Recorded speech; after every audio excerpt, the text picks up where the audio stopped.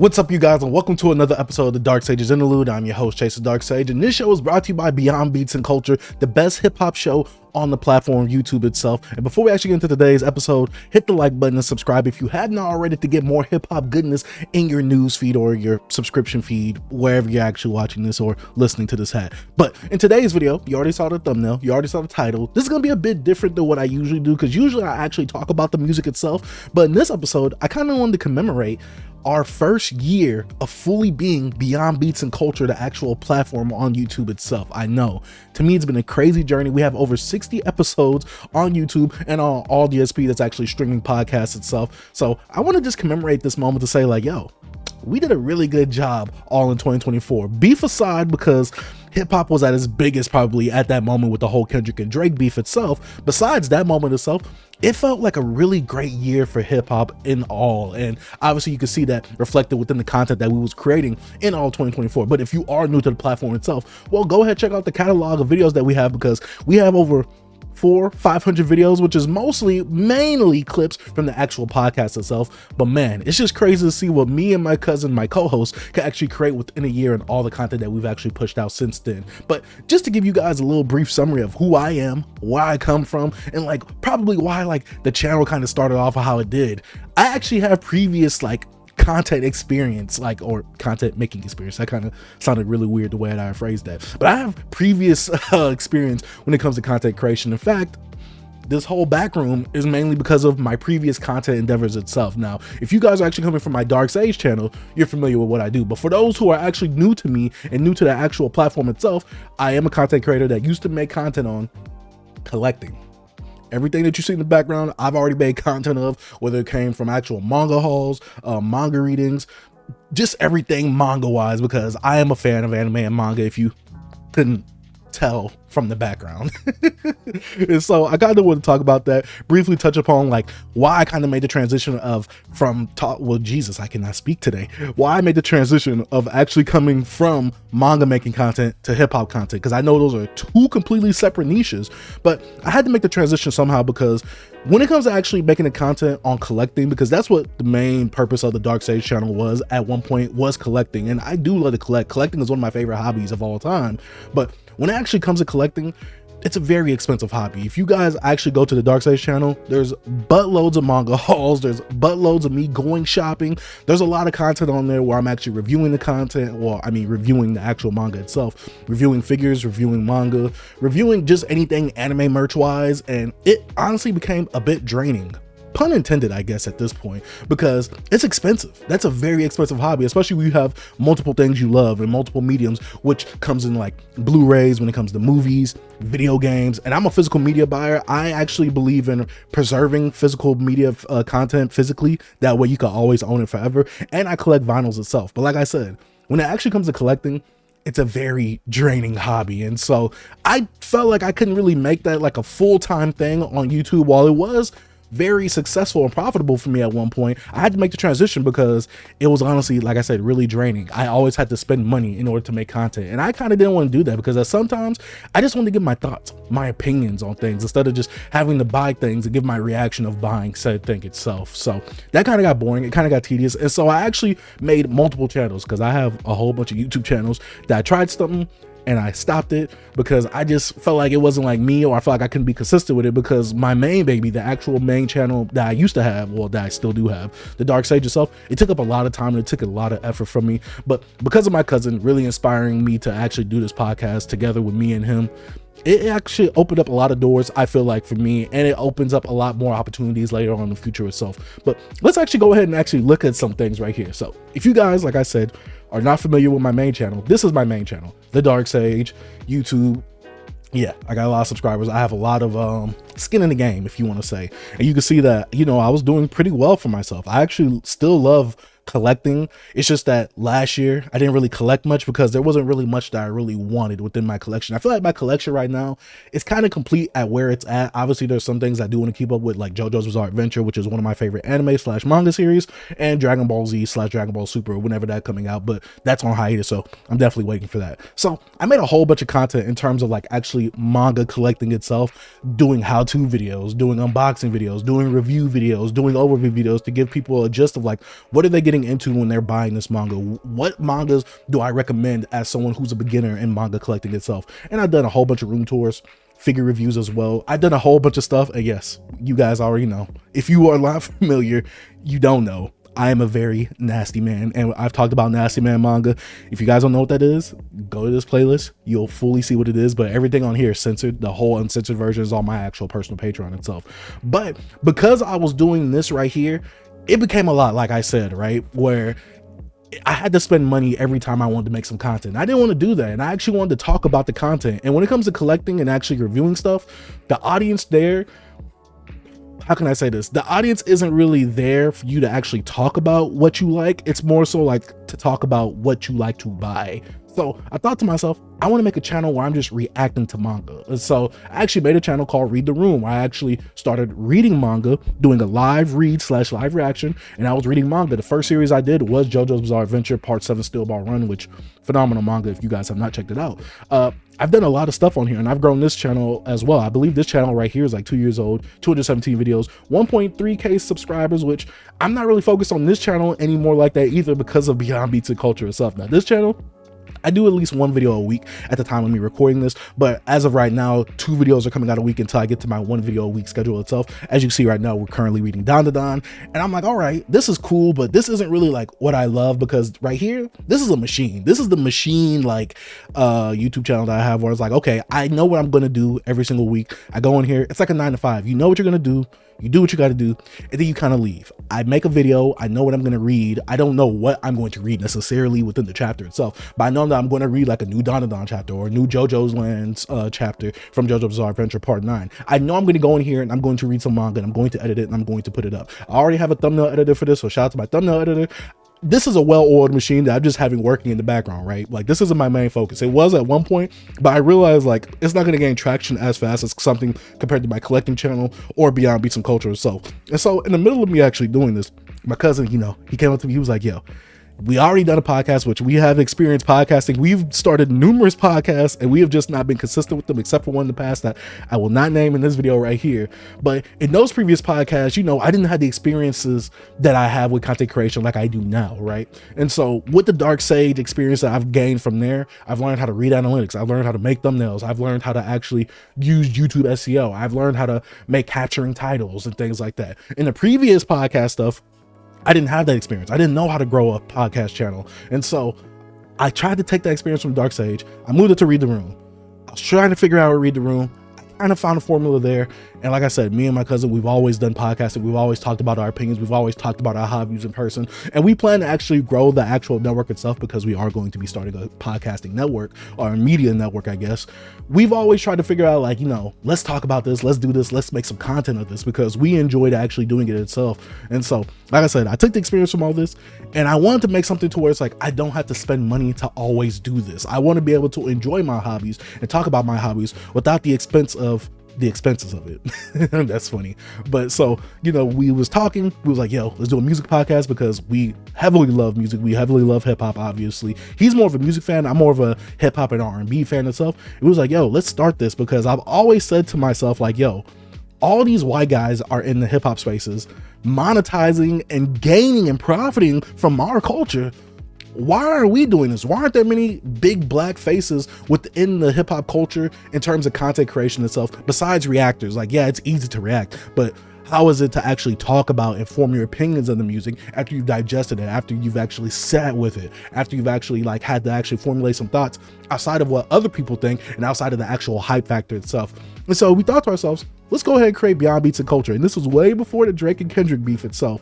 And so coming from an anime channel, manga channel, like Read the Room or Dark Sage, I used my experience and I brought it over here to this. Now with his ideas and my work ethic, because with each of these channels, it's been long nights. There's been days where I have not slept because I had to edit so much content, or I had to make sure everything was running smoothly on all these channels itself. And to see, like, after a year, we have 860 videos, that's including shorts of the content that we made. It's so crazy to me. Now, when it comes to podcasting or the podcast episodes itself, we have 61 episodes. At the time of me recording this, we have 61 episodes. After I put this actual episode out of Dark Sage Interludes, we will have 62 episodes out, and that's been within a year. Now, at the time of me recording this video, it is not our year anniversary yet, but at the time of me uploading this, it will be the day after our year anniversary, because on the day of our year anniversary, we already have some content coming out that day. I know, very confusing, but I just wanted to like kind of like celebrate us, clap it up for us, because moving from so many niches into this one, this is the one where I felt like it was far out of the niche realm that I've actually dealt with in terms of like using my YouTube experience that I have now and having to grow another channel that's out of my wheelhouse. Now, I've always enjoyed hip hop. I've always loved hip hop itself, but it was a very teachable moment to have to use all those skills and to learn what I've used from this stuff right here, because these thumbnails are completely different, to having to use other styles of thumbnails. And as you can see, there's certain organization techniques that I've tried to use on this channel itself, from the Beyond Beats and Culture episode thumbnails, the What We've Been Jamming thumbnails, the hip hop discussion thumbnails, I'm reviewing first impressions thumbnails, hip hop news and announcement thumbnails. You can see that I've tried to make the channel look as neat and formatable for anyone coming in to be like, okay, what do I want to check out? What do I want to hear hip hop wise? I feel like we touch every base when it comes to hip hop, because unlike a lot of people, they talk about the drama and they kind of center their podcast and show over the drama, while we center our show more so over news, announcements, releases, and actually talking about the music itself. And you can see this from our album reviews and impressions right here, where we have over 130 videos of us just talking and reviewing albums itself. Now, this isn't just the songs, these are albums. We have song impressions, we have song reviews, we have hip hop discussions, like I said before. We have What We've Been Jamming, where we actually give a spotlight on smaller creators, but also we give a spotlight on other music that we've been listening to as well throughout the week as well. So we've come out with a lot of content when it comes to us creating Beyond Beats and Culture, and we plan to actually grow the network over time. My real plan is to my diabolical plan is to make a R&B show on Beyond Beats and Culture, and also an old head show where old heads talk about hip hop, give them a space and platform to do that as well. I want to create more shows for Beyond Beats and Culture before we actually branch out the network itself. That's my plan. B, if you see this, I don't know what you're thinking about this, but just to look at this and do a year-end review, and we're going to talk about our year-end together on the next episode of Beyond Beats and Culture. I just wanted to give ourselves, a little pat on the back, because we was very consistent with this. And like I said, we had a podcast before. We won't speak about it because there were just so many things that were so wrong. If you guys were to hear that episode, that show, we would definitely get canceled. But going back and looking over this, looking at the quality body of work and catalog that we actually built up with this channel right here, I gotta say that I'm proud of both of us. We was very consistent. Every Monday we come together, we record an episode, I edit it, do all the thumbnails, I do all the work for all the back end stuff, because I know this stuff. Like, this is my thing right here, right? Like, this is the stuff that I'm really good at, that I feel. And we're still growing, we're still growing our platform. And it's just like I said, it's definitely a teachable experience having to grow the platform here, but also grow the platform on other platforms as well, on social media like TikTok and the Twitter pages itself, because it's a different ball game. Like I said, it's different from the other niches that I've actually tackled on YouTube itself and content creation. But I am up to the challenge. I love doing this. I love making content, even if, and my cousin could probably tell you, even if I wasn't going to get paid for this, or I didn't have the potential to get paid for this, I would still do this because I love doing this. I've been making content for over 10-15 years at this point. I have super old videos. I remember making videos on Vine, old YouTube, before you could even do 720p and 1080p. I was doing all that stuff beforehand. So content creation is like my passion. I love creating content. I love like being able to help produce something, or being able to create something, talk about stuff, give our opinions and things like that. So yeah, I just wanted to talk about that and give us a clap for our year-end review, because right here I feel like this is great. I would definitely love your guys' feedback on this video about how you guys feel about Beyond Beats and Culture. It's been a year. I know a lot of you guys probably haven't been with us for a long time. You might be new to me, you might be new to the platform itself, but I really want to get your guys' opinion on like, what do you like about this? What do you feel about someone switching niches? I know a lot of people try to discredit my hip-hop opinions because they're like, oh, he's a nerd, he likes anime and manga. I can't like both. I gotta only like hip hop, and I can only talk hip hop for the rest of my life because I like anime.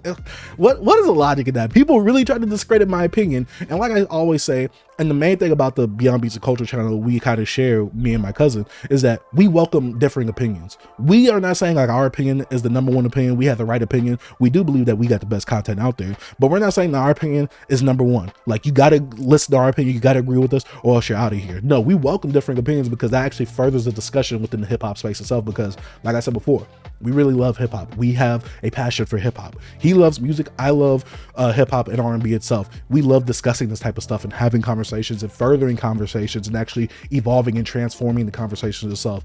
But yeah, I went from making anime and manga content, and while I don't do it as consistently as I did before, I actually took a huge break to do Read the Room, and then I did a huge break. Well, I'm not taking a huge break on that. I'm actually really consistent with that still.